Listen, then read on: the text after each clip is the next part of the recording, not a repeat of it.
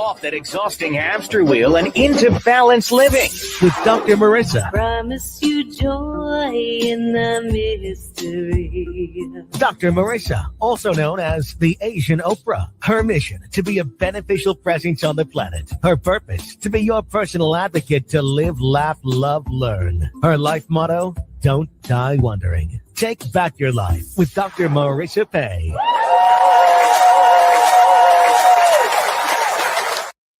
And welcome. You're tuned in to Take My Advice. I'm not using it. Get balanced with Dr. Marissa, the morning show here on KCAA, NBC News, CNBC News, NBC Sports Radio Station, AM 1050, FM 106.5, home to the Asian Oprah, number one talk in the IE. Thank you very much. And streaming everywhere, iHeartRadio, Spotify, iTunes, TuneIn, Audible, Amazon Music, TLab, Rumble, Podchaser, Spreaker, and more. Why so many places? Well, you know me, I like to do things to the max. I wanted to maximize my splatter zone for more hope and happiness. So there's no gossip, no scandal, no K-words, no Kardashian talk, and no headlines. That's right, folks. If you want headlines, there is an infinite number of places to go, but this is the only place where you won't hear the headlines. Because frankly, my dear, I don't want you to start your day with a case of the 4 A's after listening: angry, aggravated, anxious, or afraid. Instead, I want you to feel amazing because life does not suck. And that's what we talk about here. All the ways in which it doesn't. We have topics and guests. I have topics and guests for the last 22 consecutive weeks. Coming up on 14 years and 1,584 podcast shows. So I'm glad you're here. And as you can see from the good looking guy in the studio today, it is time for Straight Talk with myself and James Hawthorn. Good morning, everybody. Good morning to you. He is a fitness expert, trainer, actor. I met him as a co-founder of a film festival, Flicks for Change, I think it was called. Yes, indeed. Way back. Please welcome back to my studio, James Hawthorn.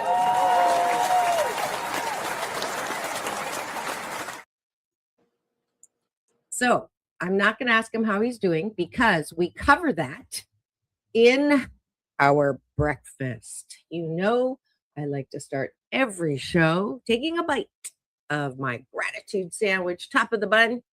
We look outside of ourselves and say, what am I grateful for? Bottom of the bun, because I like it on the bottom. I'm not going to say that's an oxymoron anymore. TMI.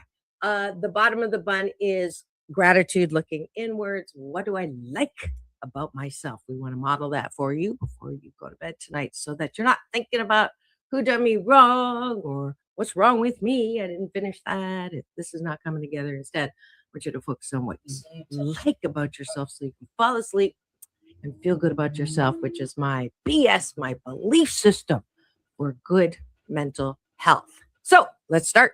James, what are you grateful for?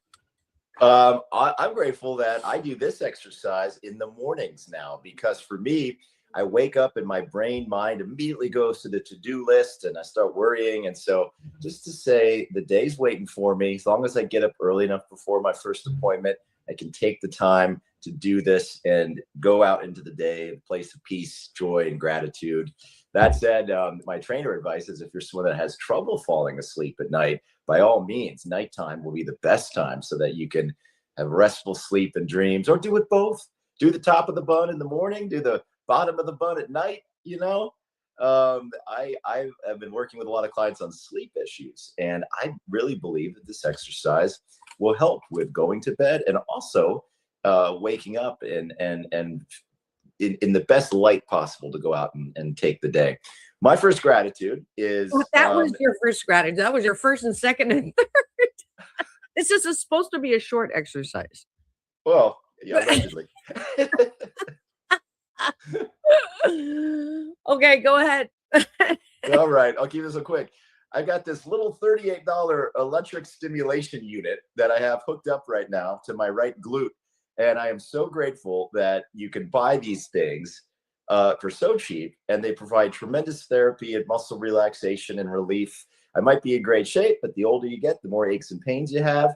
And this little thing, I use it every day, and it works nothing shy of miracles. And it's a lot cheaper than getting a weekly. I love massage, but it's expensive. It's a lot cheaper than getting a weekly massage, seeing your acupuncturist, etc. I just hook this thing up to go about my day, and man, the relief it provides, I am grateful that such a thing exists and it doesn't break the bank to buy.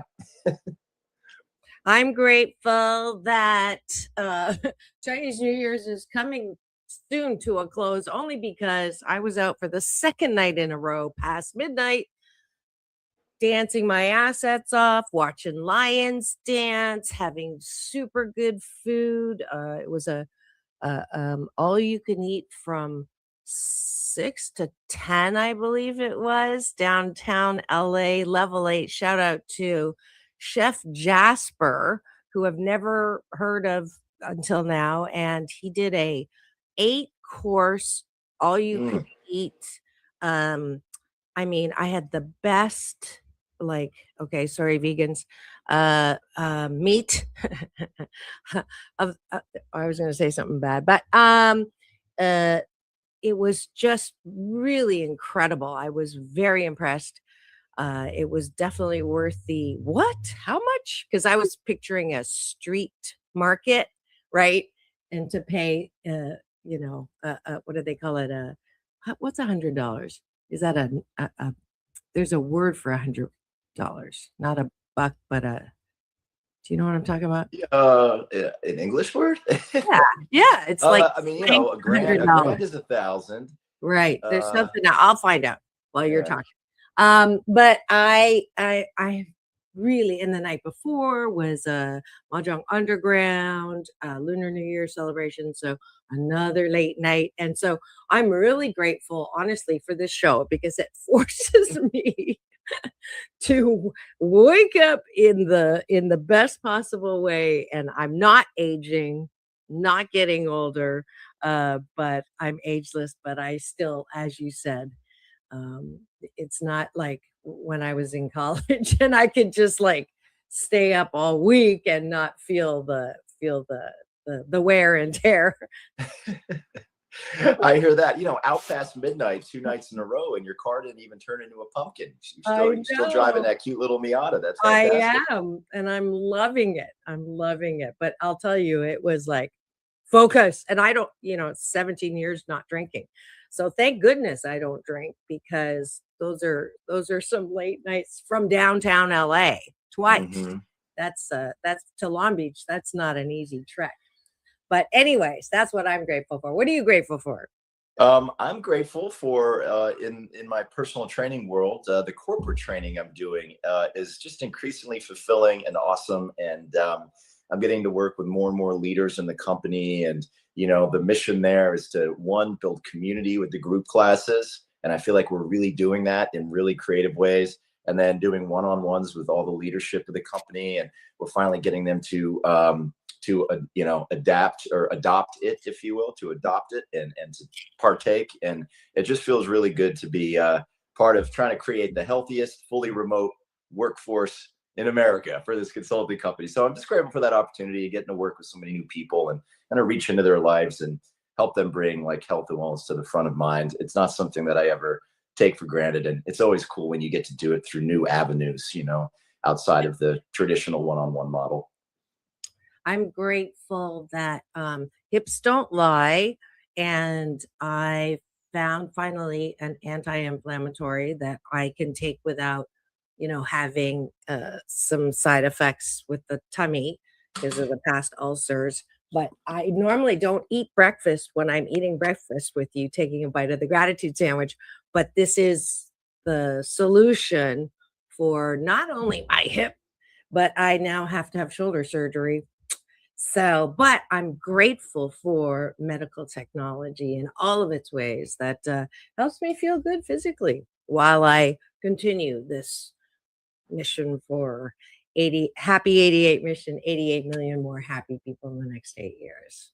Yeah, we really are lucky how medical science has progressed, because I've worked with like older clients that had a knee replacement or hip surgery from like 25 years ago. And the difference between what they had to do then versus what they have to do now, it is so much less invasive. The recovery times are so much shorter. So fear not, for anyone else out there that has a surgery in their future. It's really remarkable how far things have come in just 25 years time. So fear not. Yeah. I know people go, you're so active. I remember my doctor saying, how can you need hip surgery? So I've had 2 hip replacements, and people go, what? Because I am ageless. But and now the left, like they used to last 10 to 15 years. Now they last 15 to 20, 25. So my left one was in the old genre. That's why it's sure enough, last time we took an x-ray, it goes, well, it's okay, maybe in the next, 3 to 5 years. And sure enough, boom, he was right. Let's go to the bottom of the button. I'm very proud of this part of the exercise. All of my co-hosts, well, maybe Dr. Tiffany actually enjoyed it, but I know both of my co-hosts on Straight Talk, who, by the way, are not straight, or on funny, but they both hated this part of the exercise because, I wouldn't say I can read your mind on why not, but I know for Ricky, he's a perfectionist and he doesn't like to compliment himself. Also, well-meaning parents, some more mean than well, will tell you you're not all that. Don't brag. Don't toot your own horn. Don't look too big. So saying, I like this about myself or like that about myself is not exactly something that is comfortable for a lot of people. So I love making people uncomfortable. Just kidding. I love making people stretch in their self-love, because I really do believe that is the foundation for actually loving your life. So that's why we do it. So with that, don't make me a liar, James. What do you like about yourself? I won't. In fact, my first thing that I like about myself is, I think, just to put the moose on the table, live out loud. The reason I didn't like it initially was it made me aware that my inner chatter, my inner dialogue was actually kind of negative, and not in a, oh, you're so lousy, you're awful, but it was more insidious, more like, well, you're kind of behind on this. You haven't done that yet. If you had done this, you'd be in a better place now. It's that kind of thing. But even if it's not screaming at you, that kind of dialogue being on repeat and replay can really make it hard to love yourself. And by doing this exercise, I had it made it clear to me that that's what was going on in my mind. And I like that through taking the time to occasionally work with therapists over the years when I felt like I needed to look under the hood, and being open-minded to exercises like this, I have become more self-aware of what's going on, the inner chatter. Meditation is a great tool. In fact, I use this exercise with the corporate folks I teach as a meditation to make people more present in the moment and present in things that bring them joy. So I just like that I have become more aware of what's going on up top, and have gotten better at kind of regulating that and making sure that my mind stays in a true place of positivity. Because all that chatter, it's not about anything real. It's just something in most of our human nature that tends to go towards the negative, but it doesn't have to be that way. And it's not a reflection of reality, is what I've learned. And I'm grateful for that. I've gotten better at that. Awesome. I like that I can rally. That I didn't talk to you last week. I was actually I'm rarely down. I think maybe in the time you've been on with me, I've been sick twice, maybe, right? In how many years? And I was. So anytime I get sick, I get in touch with my inner male. So if you listen to Monday's show, I sound like a guy, but I'm grateful and I appreciate that I am learning how to stay down. This is the hardest thing. Like even if I'm sick, it's a figment of my imagination, and I'll just keep going until then I'm really down. So this time I had a lot of FOMO Saturday, Sunday, and Monday because I didn't do anything and just watched everybody do everything that I wanted to do. But I took care of myself in a way that I don't think I've done before. So I appreciate my ability to cut myself some slack. How's that? You and my mom are two peas in a pod on that, exactly the same. And she, she's finally gotten to the point where when she needs to have some downtime, she'll take it. She'll be ready to go. But boy, it took her a long time. I didn't take her. Well, I won't say we're both ageless, but right. All right. Thank you for joining us for breakfast. I see there is our eyeballs in the studio. Welcome. Someone already gave us the finger. Not that one, but this one. We're really delighted to have you in studio today, especially today, because when you find out what the topic is, you'll get to play. Please join me every weekday morning. This is a good life habit, #Blissipline. And it will, I promise, if you do breakfast with me and take a bite of my gratitude sandwich, you will sandwich your day in the most positive way. Thanks for joining me.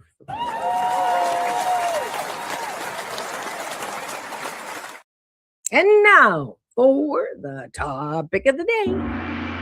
I'm going to let you edit me on this because I read it literally right before my head hit the pillow. I didn't refresh and look this morning. So bad co-host, bad. I'll kick it off and say it's a popcorn day where we're going to kind of have an improvisational chat about all things dating, love, relationships. We're going to see where the conversation takes us and practice our present mindedness. And then I know there were a couple things that specifically that Marissa had some very clever ideas on. So. Okay, I did. I don't remember them. Let's take it away with the improvisation. Yeah. All right. So what do you want to talk about is the question of the day.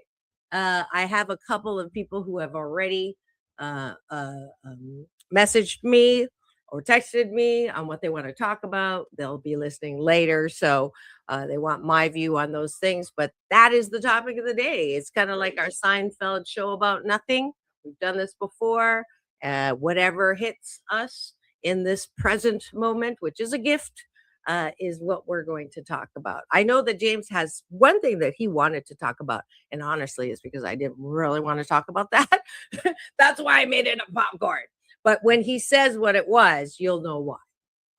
Yes. So yes. Okay, if I'll kind of share that. This just popped into my mind, the other day, because I recently got back from a great trip to Portugal with a friend. We're platonic.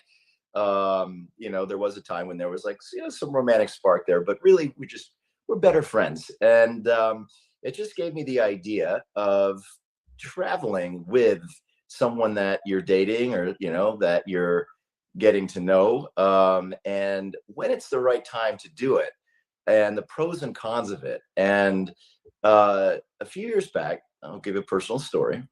I was going to a friend's bachelor party in Grand Cayman Island. And I just met this guy and we had been on a handful of dates. Really fun guy. We liked cooking, making meals together, all that. I don't know how much more we had in common than that, but we were so excited. We just decided, yeah, let's go scuba diving in Cayman. So I extended the trip and we stayed together and went scuba diving. And you get to learn a lot about somebody when you're living in the same space for days on end, especially if you've never done that before. And I hope this isn't a downer. I came back from the trip realizing that it's probably not the guy, for me. I still like him very much, but it didn't seem like the best fit. So in a way, it almost accelerated my timeline in dating that individual. So, I am grateful for that. But I have also heard nightmare stories about where people do it and think it's a good idea and they're at each other's throats by the end of it, obviously way too soon. Or I guess maybe folks don't always do enough homework to really be like, who is this that I'm going to be in a car with for 8 hours each way, or have a 15-hour travel itinerary with, and then be in the same, inside the same four walls for 3 days a week, whatever it might be. So I've heard some horror stories with this too. I've always had pretty good success with it, but it's a daring move, if I may say so myself. And I just wanted to kind of throw that out there and see if anybody, if you're driving, please don't text in, but if anyone's had experience, good or bad, with that, we want to hear it. So that was just something that popped into my mind after my recent trip and reflecting on past times when I've been, young and a little crazy. And the reason why I didn't want this to be the main topic is because travel, flying is still a little bit of a sad point for me because I just went to the hematologist for the 6-month checkup and my blood clot isn't even half dissolved. It's a slight improvement. So that kind of closed the door on any travel international for the foreseeable future. So that's why I went, nah, don't like that topic. Very fair. But I did find my good ideas on my text to you. So I said, where did I say it? Oh, here we go. I said, how about when do you really know someone? Good activities to speed that up so that you don't have to wait for a trip to figure that out. By the way, I was thinking that kind of happened during COVID. People who are married who thought they liked each other and then they spent hours and hours and hours together that they wouldn't have done had it not been for COVID, and realized we do not fit. Especially, okay. So how to speed it up, especially when you're going to travel. Actually, let's not just have a top. Oh no, that was the rest of it. So I was thinking, are there things and ways in which you can speed things up? And other than a global pandemic, other than a trip, right? And other than a global pandemic. So I'll go. The reality, I found some success in saving time and getting to the point of things. And James and Dr. Tiffany, my other co-host on Wednesdays, gave me some feedback that on my profile, when I ask them certain questions, it's like a little too direct. So I changed it because I was asking, do you like this political party or whatever, very, very straight. So now I say, they usually compliment me or something, and I'll say, and before I get started, and before I start getting my hopes up, I have learned that I have to share that I'm allergic to cats, 420, and political figure. So if you do or enjoy any of the three, sorry, we'll have to part here. I know. I need to learn how to get straight to the point. LOL.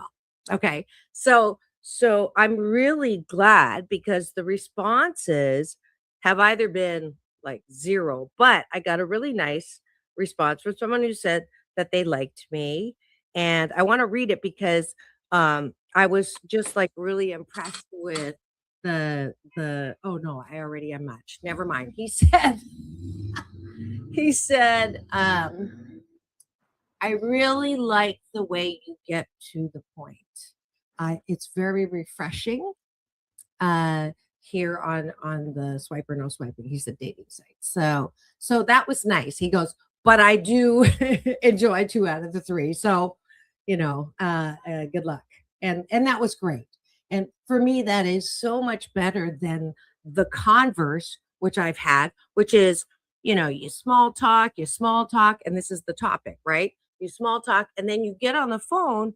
And then, one time, the worst time was I talked for like a half an hour and we were jiving and we were talking about all the other stuff. And then I got to one of those core 3 and they're like, you're stupid, right? And then because of my political views and or the fact that I don't do 420, he goes, everybody does 420. Blah, blah, blah. And then when I said, well, and when I tried to like be nice and whatever, his last parting word was, no wonder you're single.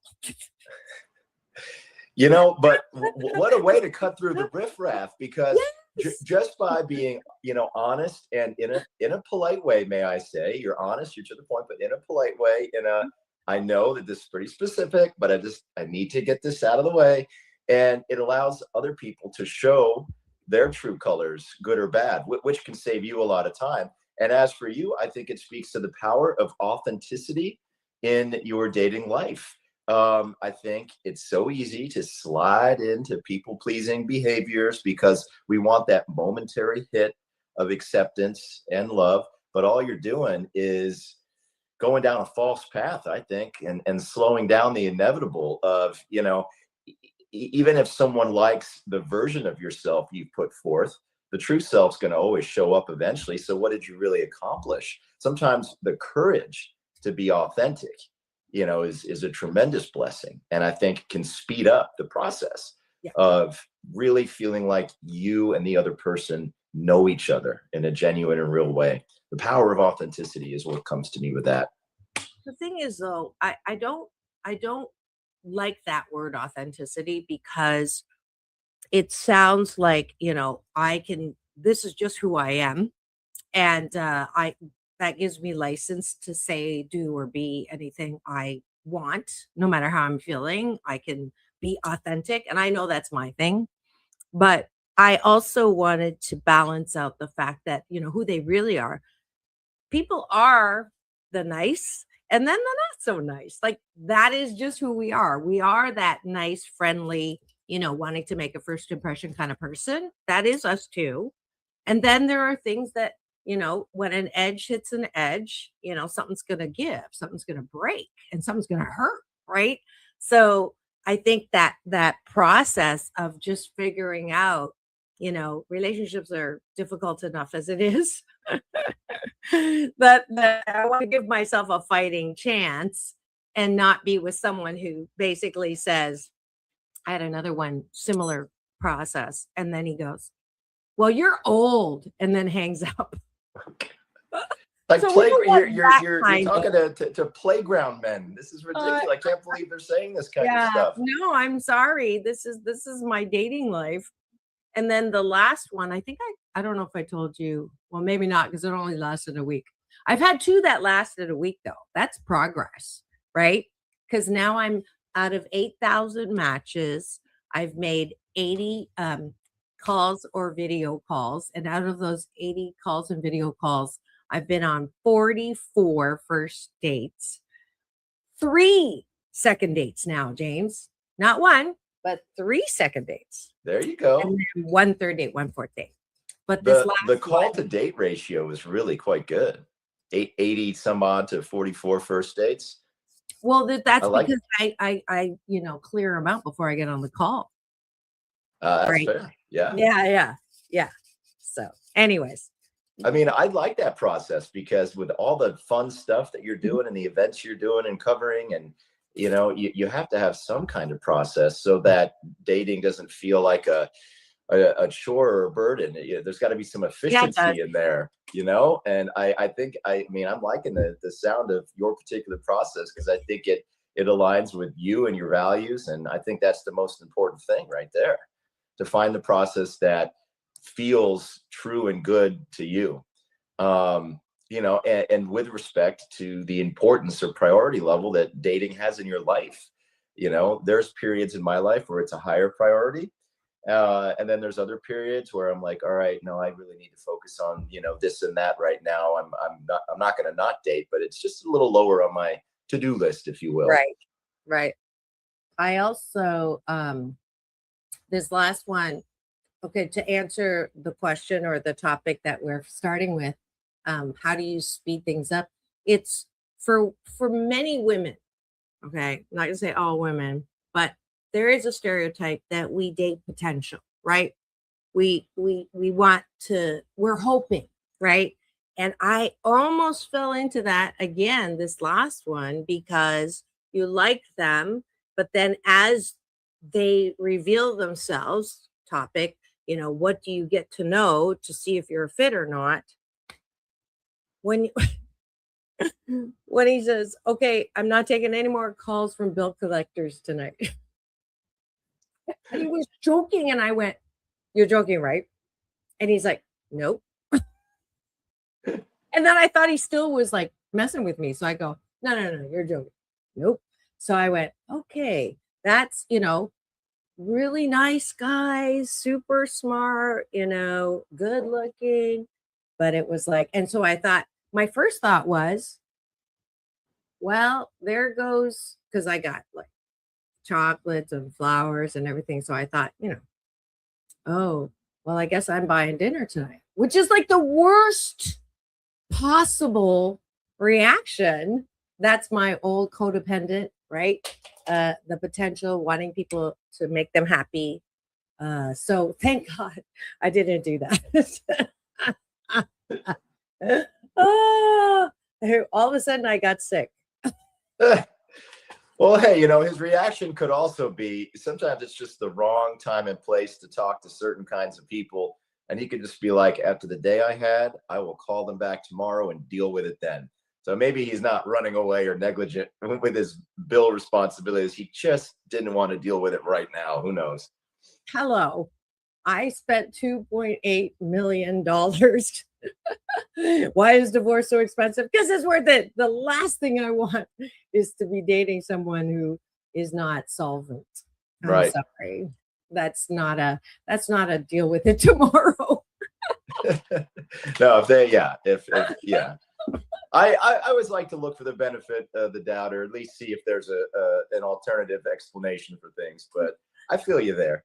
Yeah. It's a burden. That's a very big burden, and finding that out. Speaking of inviting somebody on a trip, can illuminate whether they have the means and funds to join you in the kinds of adventures that you want to go on.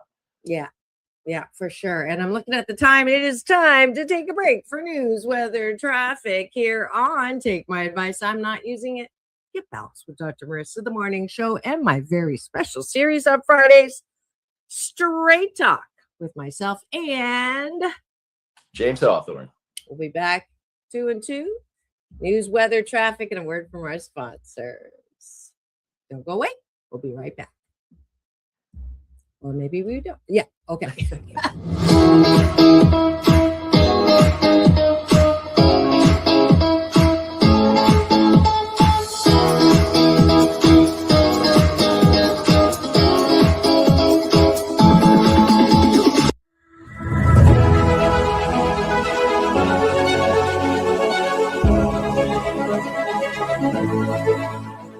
What if conforming to the world was exploring the world? What if the question, what do you want to be when you grow up in the world, turns into how many streets of life you want to explore? What if the purpose of life is not to die with the most toys to leave our squabbling relatives? What if the purpose of life was to do things that we enjoy most of the time? Have relationships that we enjoy most of the time, and use our unique talents, gifts, and abilities to fully express in the dash between birth and death? What if, as a direct result of this horrible pandemic, we could rise out of the ashes with a new PPP, post-pandemic possibilities? The sooner you turn "it's impossible" to "I'm possible," the what ifs become possible too. Because you are loving, lovable, and loved, wrapped in a warm blanket of worthiness. But it may start with getting out of bed and making it. What if starts with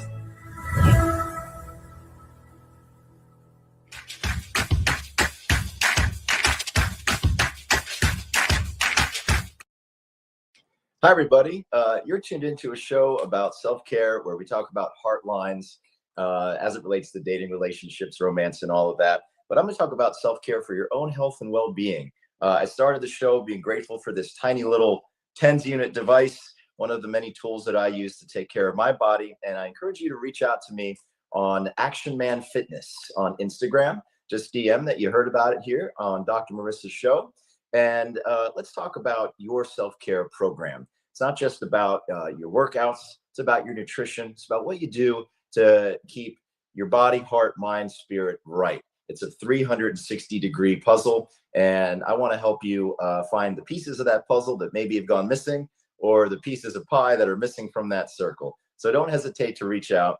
The first hour is on me if you say you're from Dr. Marissa, and I look forward to working with you then.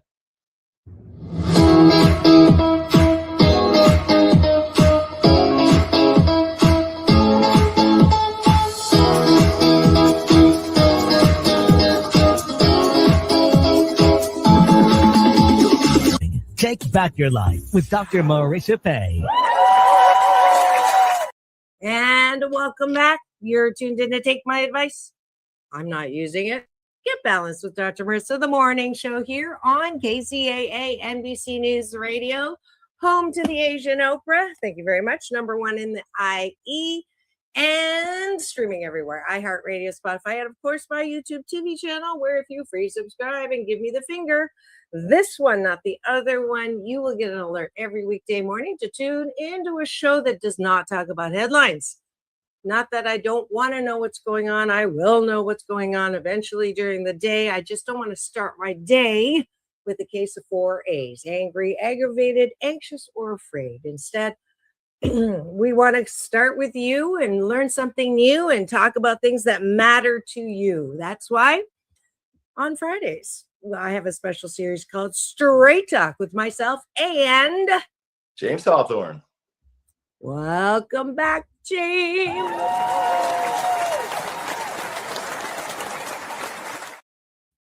And the popcorn continues. We're talking about anything you want to talk about. And I did have someone call in and say, or not call in, they messaged and they asked to talk about signs of when a relationship has run its course. So I wanted to know from James, they wanted to know what we thought were some telltale signs of when a relationship is over. So talked about travel, ways in which we get to know people to know if we're compatible or not. That seems to be part of the topic today. So James, what do you think? What are like the top 3 things with signs? We should write an article about this. Yeah. The first thing that popped into my mind, since today's kind of a popcorn show, or talking about all things, was this. When I've dated someone for a while now, there's that honeymoon phase. There's the bliss of a great date where maybe you start with lunch and you end up hanging out all afternoon and evening because you're just vibing so well. Relationships take work. Continue eating. Oh, go ahead.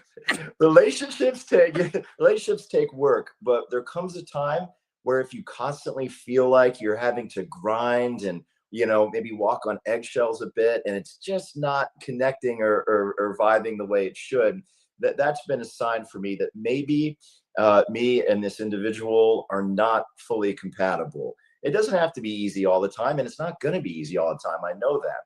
But if it feels like you're grinding to kind of make it work, and you feel that way more often than not, or more than 12% to go with Dr. Marissa's 88% rule, for me, that's a sign that we either need to work on our communication, or maybe it's just not a fit. That's the first thing that popped into my mind. All right. I would say the first sign is you're not having sex. So that's a big one. How big is it? Sex is Friday, naughty time. I'm waking up. Can you tell? I'm like starting to 2 days of driving past midnight. This is what happens. Takes me 40 minutes to get wound up here. The physical intimacy, whereas yes, it does change with time and as you're, getting used to each other, maybe it's not that important, but it's still important. And if you cannot have the time or the desire to get naked and do the love dance in bed, I think that there's something wrong with your relationship. Now, if you are the age of George Burns when he was 90 And someone asked him on his birthday, do you still have sex? And his response was, that would be like shooting pool with a rope.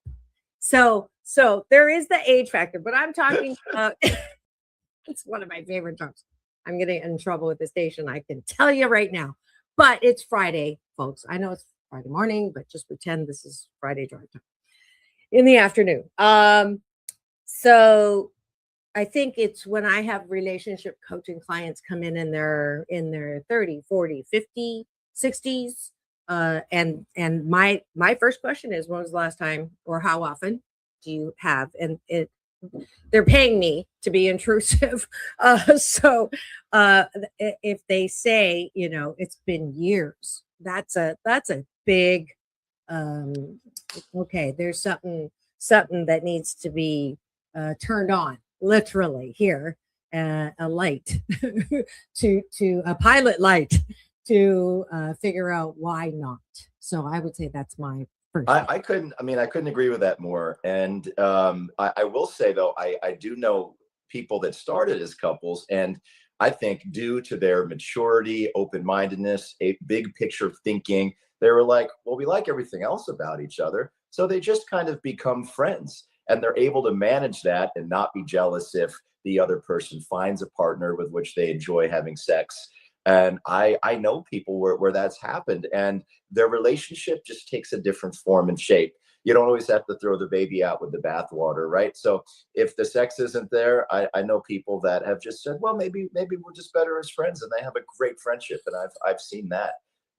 But they're not romantic. They're not. Are they like?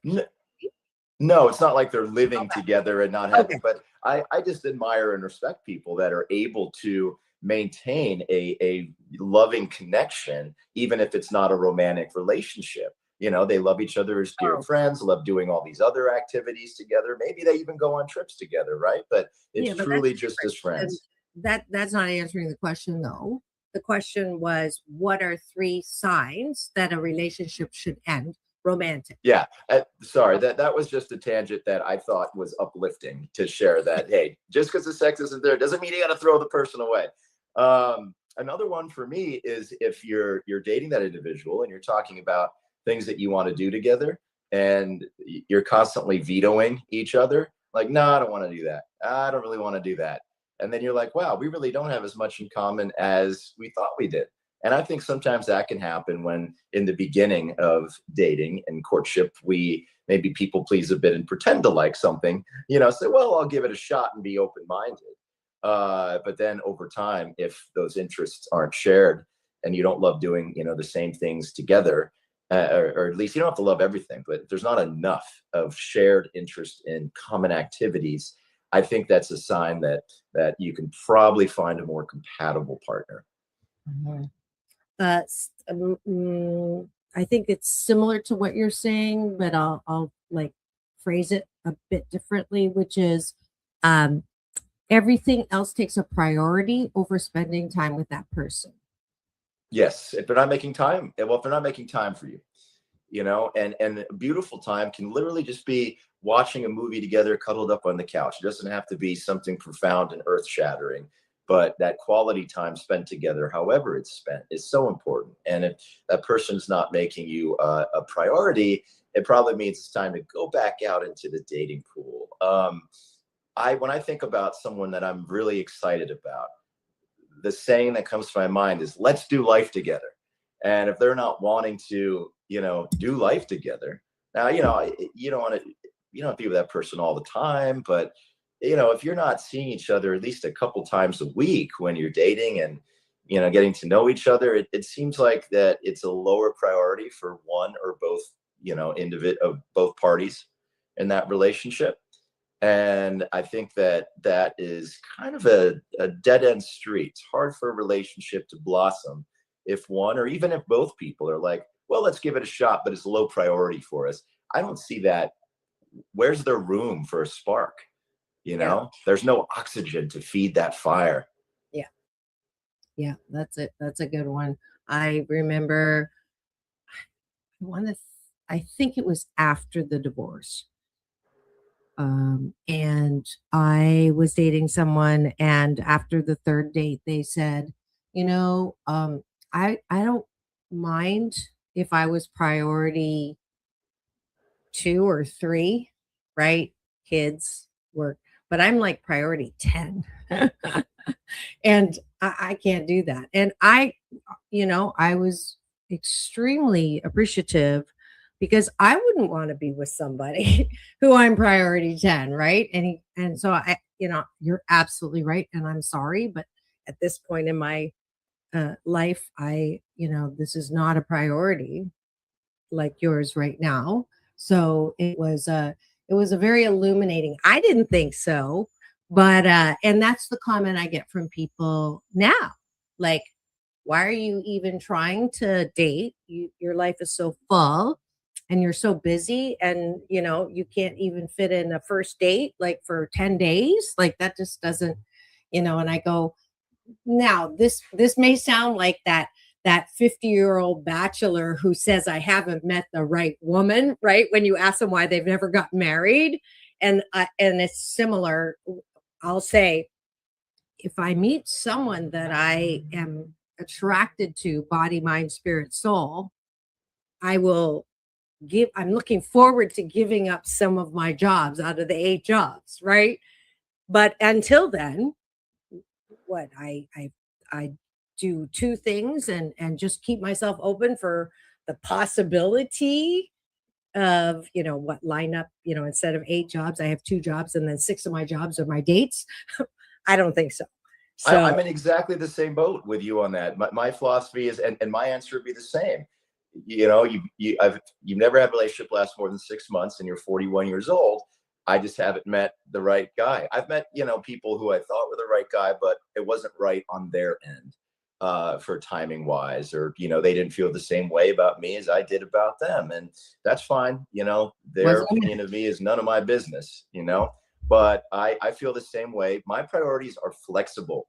Nothing about me is etched in stone. I don't want to be so absolute in my convictions, beliefs, opinions, methods of doing things that I become inflexible to the prospect of change. Because frankly, I believe change is inevitable, whether you want it or not. I feel like we have this false illusion of control, over things. And the real nature of existence in life is constant change.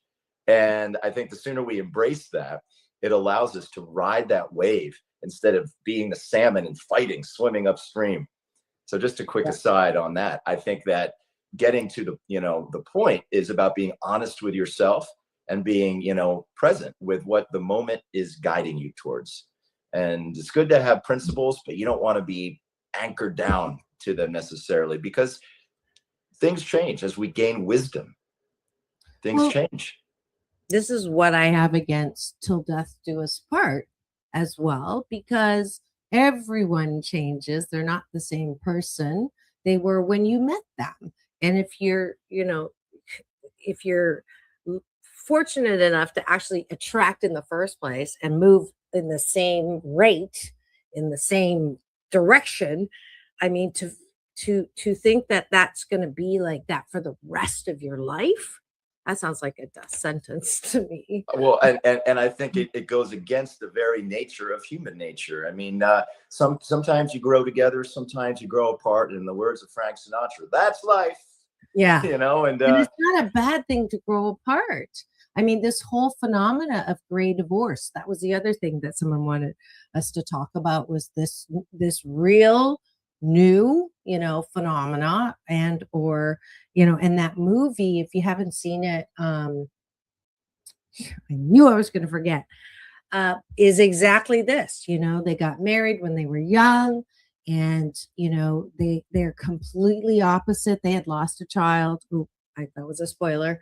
But 40, 50 years of marriage, and looking at each other, and the woman says, I'm no longer willing to live like this, and it's a real thing. And I don't think it's a bad thing. Honestly, people, of course, are making judgments. How could you do that?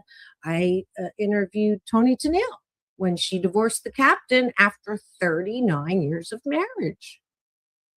You know, she was one of the first gray divorces. And I applaud people who, you know, it's not over. Life is not over. And if you're not happy 80% of the time with the person you're with, you know, go to some kind of coaching, some kind of counseling first, you know, especially if you have children.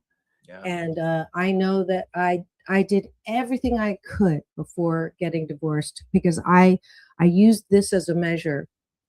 Am I able to look into my children's eyes and say to them honestly, your father and I did everything we could to stay together, to be the best for you as parents. And we discovered and tried everything, but we know that we're better parents apart.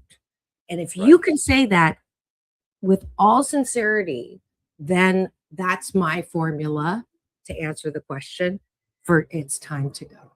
I think kids make that so clear. They elucidate why it's important to not fight, not struggle, but put some work in before you pull the plug. And even without kids, I think the same can be said. You know, you don't want to be too quick to quit, but you also don't want to, you know, be trying to force a square peg into a round hole. You have to, you know, you have to be honest with yourself. And that also means, do I tend to cut and run too quick, or am I someone that hangs on for dear life? Neither one is good.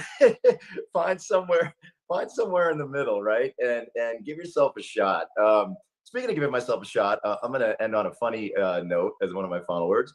There's this gay sports league that I'm about to sign up for and participate in. And what I love about it is I like to play tennis. The other sports that they offer didn't really appeal to me, but tennis I love. And you got to be pretty fit to play tennis. So I'd like that. Someone that's pretty fit and can hit the ball around with me. And the cool thing about it is you invite them out to play, and you can invite as many people as you want to, as many matches. And, you know, they do have like a ranking system so you can get your competitive edge scratched. But the list of everybody is available as a roster. So I can go and look up some of the people and be like, well, they're attractive. I would love to spend an hour on the tennis court with them. So to me, as far as getting to the point, Doing what? No, I'm kidding. Yeah. Finding out whether, like, you know, it's going to be a good match. Hey, we're doing an activity that we obviously both enjoy, and we obviously have that in common. I can look and see if I'm attracted to them. And is it maybe wrong to invite people out to tennis because I'm attracted to them? I don't think so, because time's valuable. And so I'll just go through the list, invite the attractive ones out, and have tennis matches with them. And that literally a round robin. I think it's a great first date. And, you know, you've already cleared some things out of the way. And then from there, you know, you can see what blossoms. So I'm actually really excited about upcoming dating prospects by doing this. Yeah, you can see if you're staying within the lines, or if it's an out, or if it's love, or match point. Yeah, I played tennis in high school on the team. So yeah, I'm with you there, but my hips don't lie anymore. Otherwise, I'd look into it's just tennis instead of it's just lunch. That's right. But I think that is a great, that's why, you know, I was doing like those singles mixers or things like that. I've always like had this desire to reach out to Bumble and say, hey, hire me as a social director to put events together for those in the geographic area that are using Bumble to come and actually, you know, have a whatever.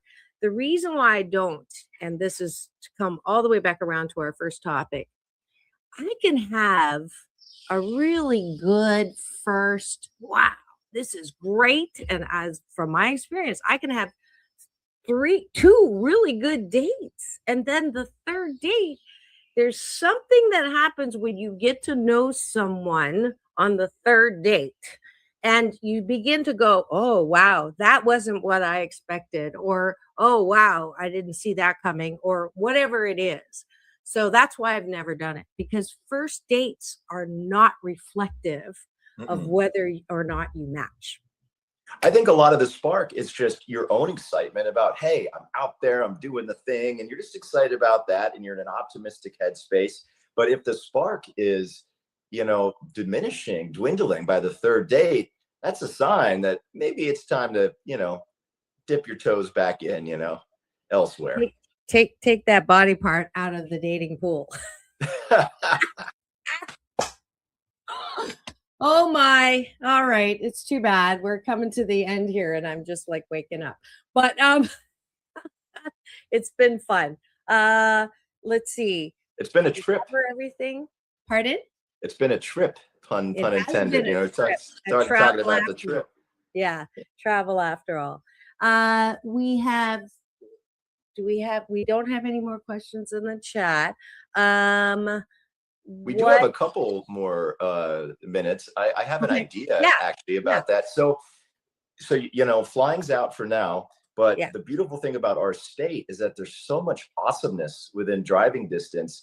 And if you go somewhere it's just a couple hours away, you're not in for all this money for plane tickets and all, it's a lower barrier to entry. If you are dating a guy, let's say you're 10 dates in, Dr. Marissa, and you're like, you know what, let's see if we can tolerate each other there's so many cool places you can go for a couple days, just for a weekend and just drive to.